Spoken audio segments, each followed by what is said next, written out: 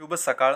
आजचा सविस्तर हवामान अंदाज आपण बघणार आहोत. राज्यातील विविध जिल्ह्यांमध्ये दुपारनंतर आज पावसाची शक्यता आहे. काही ठिकाणी मुसळधार ते काही ठिकाणी अतिमुसळधार पावसाची शक्यता आहे आणि काही ठिकाणी तुरळक पावसाची शक्यता आहे. चला तर बघूया सविस्तर हवामान अंदाज.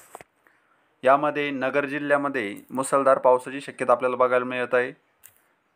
यामध्ये प्रामुख्याने हा जो परिसर दिसतोय आपल्याला पाथर्डी, नगर, राळेगावचा काही परिसर आणि कडाचा काही परिसर या ठिकाणी मुसळधार पावसाची शक्यता आपल्याला बघायला मिळत आहे.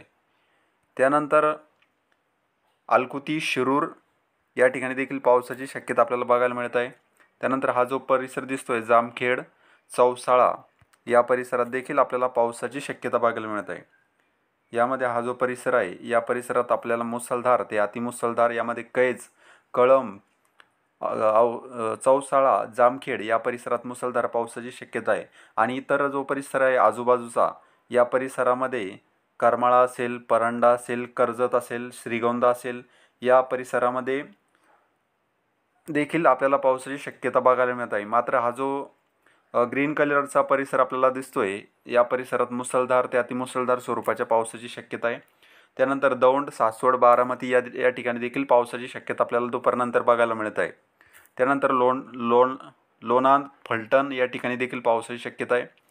त्यानंतर वडूज, सातारा या ठिकाणी मुसळधार ते अतिमुसळधार स्वरूपाच्या पावसाची शक्यता आपल्याला सध्या बघायला मिळत आहे.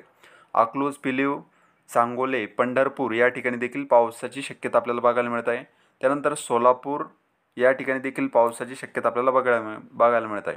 त्यानंतर हा जो परिसर आपल्याला दिसतोय तुळजापूर, वैराग, उस्मानाबाद म्हणजेच धाराशिव या परिसरात आपल्याला मुसळधार ते अतिमुसळधार स्वरूपाच्या पावसाची शक्यता बघायला मिळत आहे.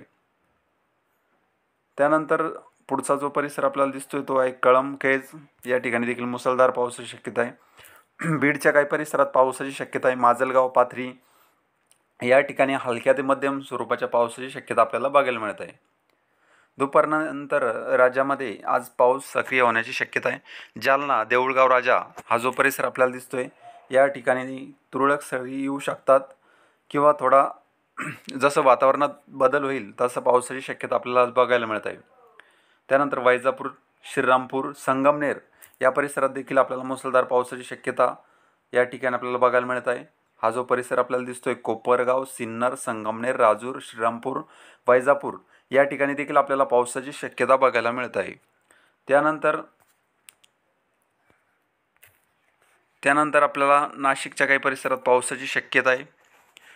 श्रीरामपूर या ठिकाणी देखील पावसाची शक्यता आहे. संभाजीनगरच्या देखील परिसरात आपल्याला काही ठिकाणी पावसाची शक्यता बघायला मिळत आहे. राज्यातील अमरावती, चंद्रपूर या परिसरामध्ये पावसाची शक्यता बघायला मिळत आहे. हा जो परिसर आपल्याला दिसतोय या परिसरात काही ठिकाणी मुसळधार ते अतिमुसळधार स्वरूपाच्या पावसाची शक्यता आपल्याला बघायला मिळत आहे.